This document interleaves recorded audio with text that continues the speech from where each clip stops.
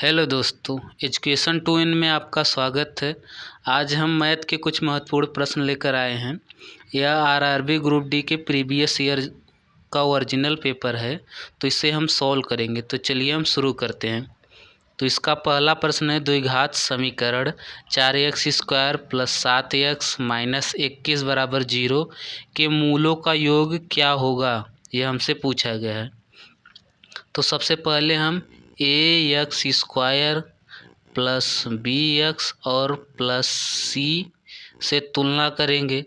तो a का मान आ जाएगा 4 और b का मान आ जाएगा 7 और c का मान जो आएगा वह 21 आएगा माइनस में, क्योंकि इसके पहले माइनस का चिन्ह लगा है।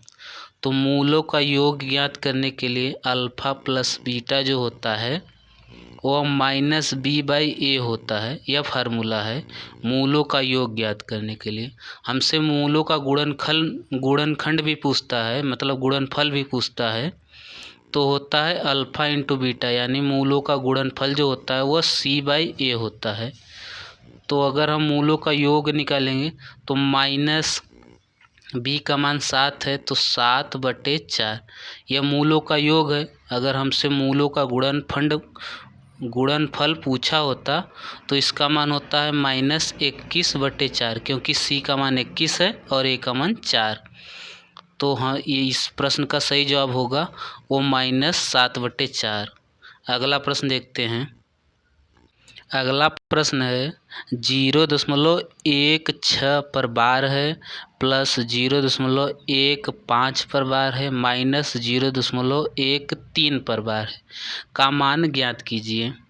तो हम इसे हल करके दिखाते हैं। पहले लिखेंगे 0.16।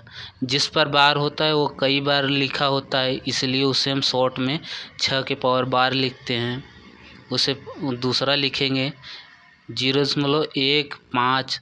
जिस पर बार होता है वो भी कई बार लिखा होता है, इसलिए हम 5 लिख रहे हैं 4 बार। आप इससे ज़्यादा भी लिख सकते हैं, कोई बात नहीं है।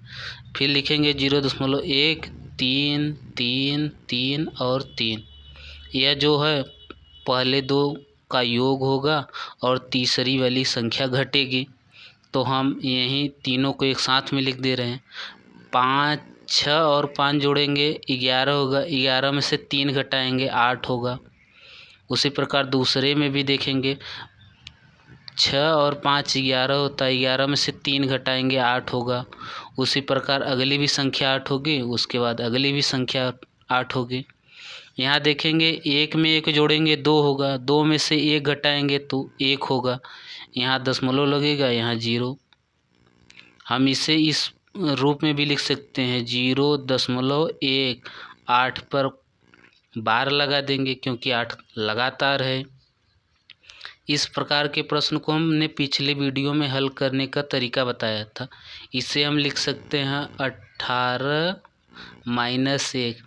जिस संख्या पर बार नहीं होता उसे घटा देते हैं टोटल संख्या से, और नीचे लिखेंगे 9। जितनी संख्या पर बार होता है उतना 9 लिखेंगे। केवल एक संख्या पर बार है इसलिए केवल 9 लिखेंगे, और जिन संख्या पर बार नहीं होता उतना 0 लिखेंगे। केवल एक संख्या पर बार नहीं इसलिए 0 लिखेंगे। 18 में से 1 जाएगा 17 और नीचे 90। यही इसका सही जवाब होगा, जो कि दूसरे विकल्प में दिया गया है। अगला प्रश्न देखते हैं। अगला प्रश्न है, यदि द्विघात समीकरण 5x² + bx + 4 = 0 के मूलों का योग 9 है तो b का मान ज्ञात कीजिए। अभी इस प्रकार का प्रश्न हमने ऊपर लगाया हुआ था। तो मूलों का जो योग होता है अल्फ़ा प्लस बीटा बराबर होता है -b/a। तो यहाँ a का मान 5 है और मूलों का योग दिया गया है 9। तो यहाँ लिखेंगे 9 बराबर -b/a का मान यहाँ से निकाल लेंगे समीकरण से, तो 5 होगा। जब हम 5 का 9 में गुणा करेंगे तो हो जाएगा 45 बराबर -b। जब माइनस को b से मतलब हटाएंगे तो लिखेंगे b बराबर -45। तो b का मान है -45। अगला प्रश्न देखते हैं। अगला प्रश्न है, यदि x बराबर 2 होने पर 5, यहाँ देखिए 5x, 2x plus 7, 6x plus y और y समानुपात में है तो y का मान ज्ञात करना है। तो हम यहाँ रखेंगे 5 और x का मान 2 है, तो यहाँ हो जाएगा पहली संख्या 7 और दूसरी संख्या ज्ञात करेंगे तो लिखेंगे 2 गुणे 2 प्लस 7, 2 दूना 4 और 7 11, दूसरी संख्या 11 हो गई। और तीसरी संख्या रखेंगे 6 गुणे 2 प्लस 9, 6 दूनी 12, 12 में से 9 जोड़ेंगे 21, तीसरी संख्या 21 हो गई। और y तो 7, 11 समानुपात 21 अनुपाते y। इस प्रकार के समानुपात को हल करने के लिए अंदर अंदर का गुणा करते हैं और बाहर बाहर का गुणा करते हैं। तो लिखेंगे 7y, क्योंकि 7 में y का गुणा करेंगे तो 7y होगा, बराबर 11 गुणे 21 करेंगे। y का मान ज्ञात करने के लिए लिखेंगे y बराबर 11 गुणे 21 बटे 7, क्योंकि इधर गुणनफल था उधर भाग हो जाएगा। 7 से 21 को काटेंगे 3 बार और 3 से 11 में गुणा करेंगे तो y का मान 33 आ जाएगा। और यही हमसे पूछा है कि y का मान क्या होगा, तो 33 इसका सही जवाब है। अगला प्रश्न देखते हैं। अगला प्रश्न है, वेंकट ने एक पुराना स्कूटर खरीदा और इसकी मरम्मत पर क्रय मूल्य के 10% के बराबर राशि खर्च की। उसने स्कूटर को 2200 के लाभ पर बेच दिया। यदि उसे 20% का लाभ हुआ तो उसने मरम्मत पर कितना खर्च किया। यह हमसे पूछा गया कि मरम्मत पर कितना खर्च किया। यहाँ देखिए उसे 20% का लाभ हुआ है और यहाँ उससे कुल टोटल 2200 का लाभ हुआ है, यानी जो 20% होगा वो 2200 के बराबर होगा। तो कोई भी वस्तु अपने आप में 100% बराबर होती है, तो हम 100% का दाम निकालेंगे तो 100% का दाम होगा 2200 बटे 20 और गुणे 100।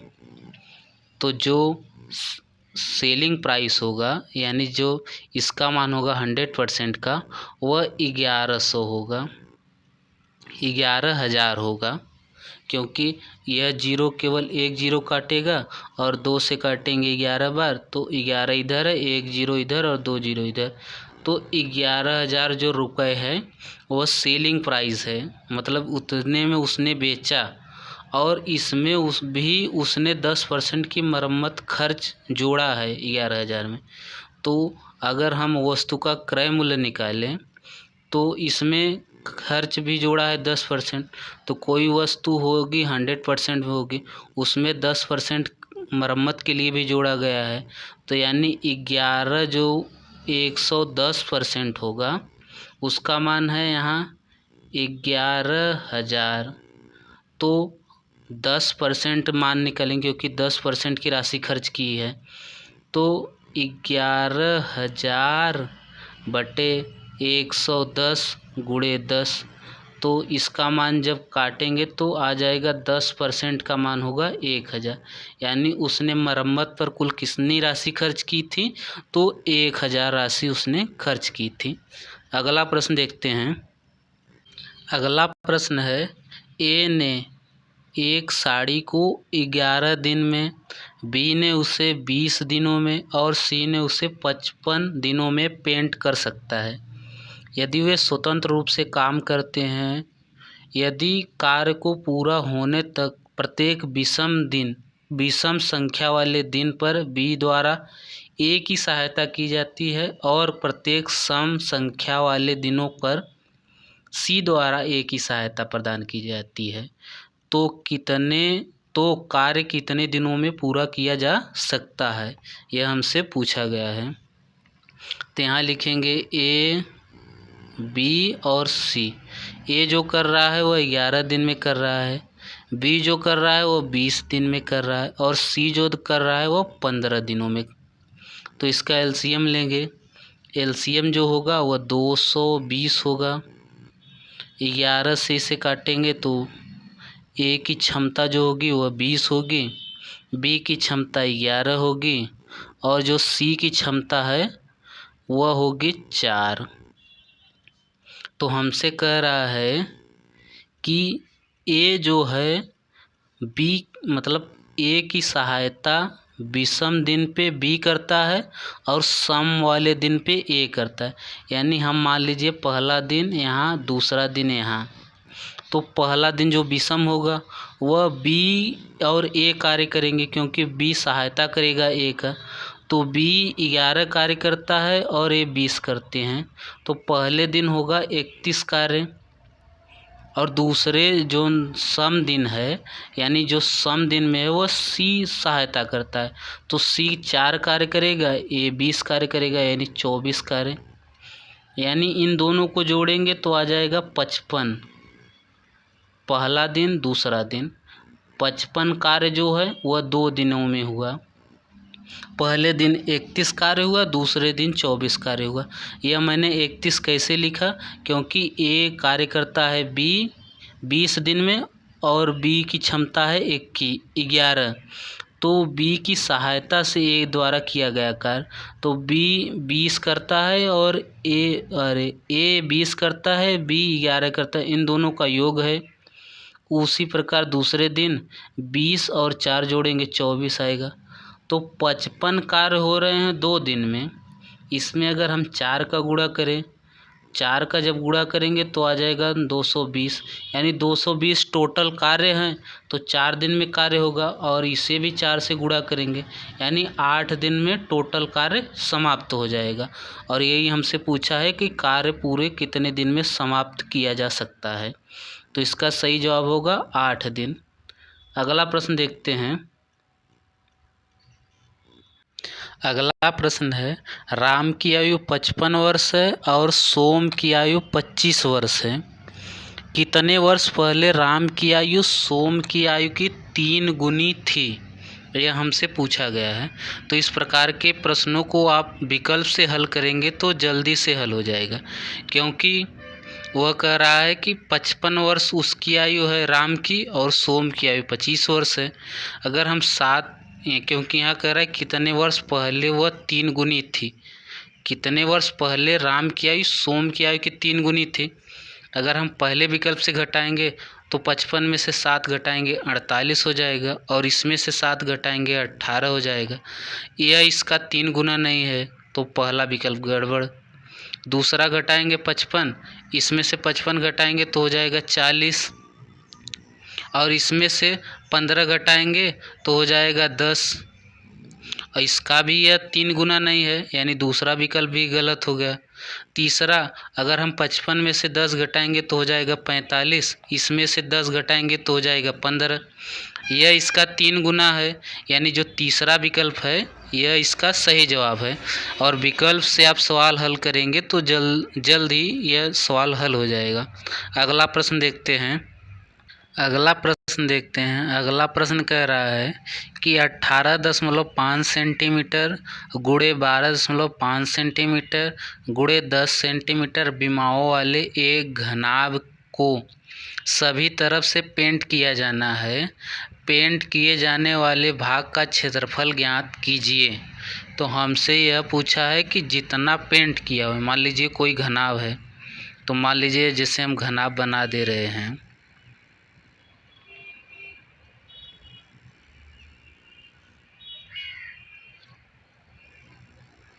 यह कोई घनाभ है,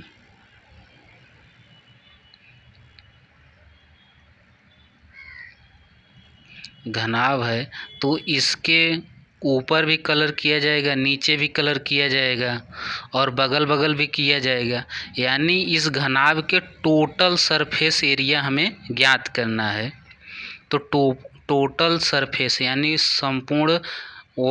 संपूर्ण जो होता है पृष्ठीय क्षेत्रफल ज्ञात करना है, उसे टोटल सरफेस एरिया बोलते हैं। क्योंकि ऊपर भी कलर करेंगे, नीचे भी कलर करेंगे, बगल बगल भी कलर करेंगे, तो टोटल सरफेस एरिया का जो फार्मूला होता है 2 लंबाई प्लस चौड़ाई यानी लंबाई गुणे चौड़ाई प्लस चौड़ाई गुणे ऊंचाई प्लस ऊंचाई गुणे लंबाई, यह होता है टोटल सरफेस एरिया का फार्मूला।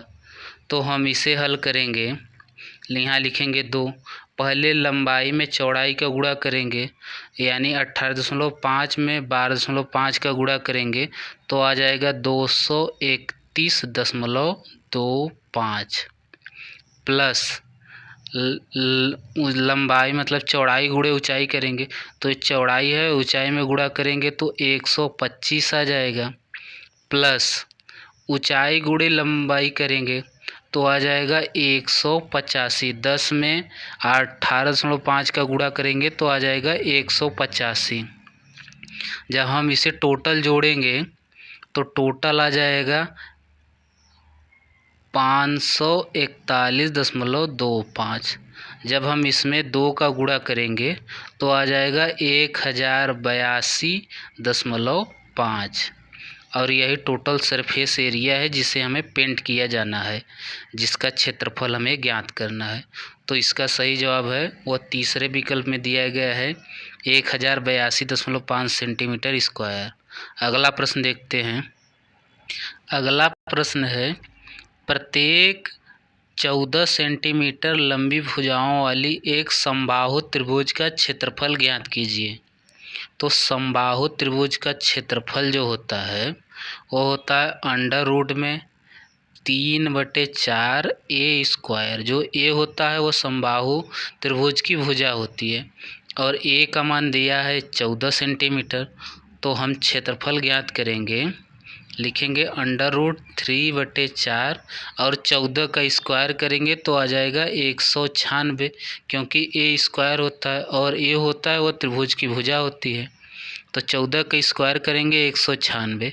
जब इसे 4 से काटेंगे तो 4 चौक 16 बचेगा 3, 4 9 36, यानी जो समबाहु त्रिभुज का क्षेत्रफल होगा वो आ जाएगा 49√3। यही इसका सही जवाब है जो कि तीसरे विकल्प में दिया गया है। अगला प्रश्न देखते हैं। अगला प्रश्न है, 2 संख्याओं का महत्तम समापवर्तक 7 है और उसका लघुत्तम समापवर्तक 434 है। यदि इनमें से एक संख्या 14 है तो दूसरी संख्या ज्ञात कीजिए। हमसे दूसरी संख्या पूछी है तो फार्मूला होता है पहली संख्या गुणे दूसरी संख्या, दूसरी संख्या बराबर होता है एलसीएम गुणे एचसीएफ। तो हमें पहली संख्या दिया गया है, पहली एक संख्या दिया गया है 14 और हमसे दूसरी संख्या पूछा है तो यहाँ लिखेंगे 14 गुणे दूसरी संख्या x मान ले रहे हैं बराबर एलसीएम दिया गया है 434 गुणे एचसीएफ दिया गया है 7। तो x का मान निकालेंगे 434/14 गुणे 7। 7 से इसे काटेंगे 2 बार, 2 से इसे काटेंगे तो काटेंगे 2 दूना 4, 2 1 2, 2 7 14, यानी 217 जो कि तीसरे विकल्प में दिया गया है इसका सही जवाब है। अगला प्रश्न देखते हैं। अगला प्रश्न है, एक दुकानदार किसी वस्तु को 14% हानि पर बेचता है। यदि वह विक्रय मूल्य में 100 रुपये की वृद्धि करता है तो उसे 6% का लाभ होता है। तो वस्तु का क्रय मूल्य हमसे पूछा गया है। तो कोई वस्तु है 14% के हानि पे यानी माइनस में बेचा है और अगर 100 रुपये वह बढ़ाता है, 100 रुपये बढ़ाया तो वह 6% का लाभ हो गया यानी +6 हो गया। तो -14 से +6 की ओर जाएंगे तो यह टोटल हो जाएगा 20%, क्योंकि यह माइनस है और प्लस है। तो माइनस से पहले प्लस की ओर जाएंगे तो 1 पे जाएंगे 14 होगा, फिर +6 करेंगे 14 में 6 जोड़ेंगे 20 होगा और 20% का जो मान है वह 100 रुपये के बराबर है। यहाँ 100 रुपये की वृद्धि हुई तो उसे 6% का लाभ हुआ, यानी पहले वह 14% की हानि पे बेच रहा था।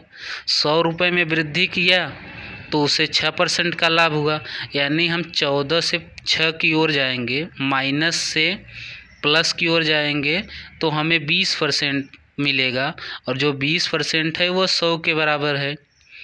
तो हम 100% का दाम निकालेंगे, क्योंकि कोई भी वस्तु होती है वो अपने आप में 100% की होती है। तो 100/20 गुणे यहाँ 100 कर देंगे। 20 से 100 को काटेंगे 5, और 5 में 100 को गुणा करेंगे यानी 500 होगा। यानी वस्तु का जो सीपी होता है, सीपी होगा वो 500 रुपये होगा, जो कि पहले ऑप्शन में दिया गया है। अगला प्रश्न देखते हैं।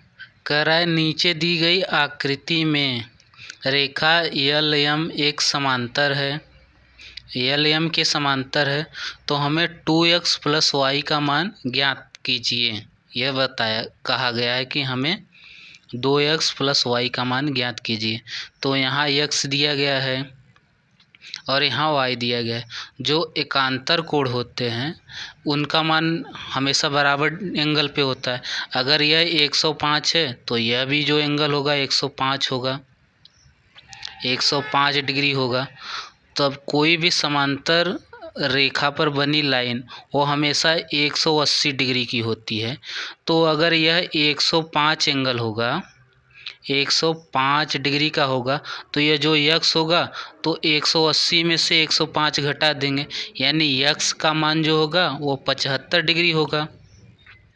यह जब 105 डिग्री है का एंगल, तो जब कोई सरल रेखा पर कोई भी एंगल बनता है वह 180 के बराबर होता है। तो जब यह 105 है, यह टोटल निकालेंगे तो 180 होगा। 180 में से अगर हम 105 घटा देंगे तो x का मान हो जाएगा 75 डिग्री। ठीक, यह भी एक एकांतर कोण है, यानी यह 60 डिग्री हो जाएगा, और यह टोटल जो है वह 180 डिग्री होगा। तो 180 डिग्री में अगर 60 घटाएंगे तो यानी y का मान जो होगा वह 120 डिग्री, यानी y का मान जो होगा वह 120 डिग्री होगा। हमसे 2x + y का मान पूछा है, यानी 75 में 2 का गुणा करेंगे तो 150 डिग्री होगा, प्लस 120 डिग्री, इसका योग करेंगे तो 270 डिग्री, और 270 डिग्री जो पहले विकल्प में दिया गया है इसका सही जवाब है। अगला प्रश्न देखते हैं।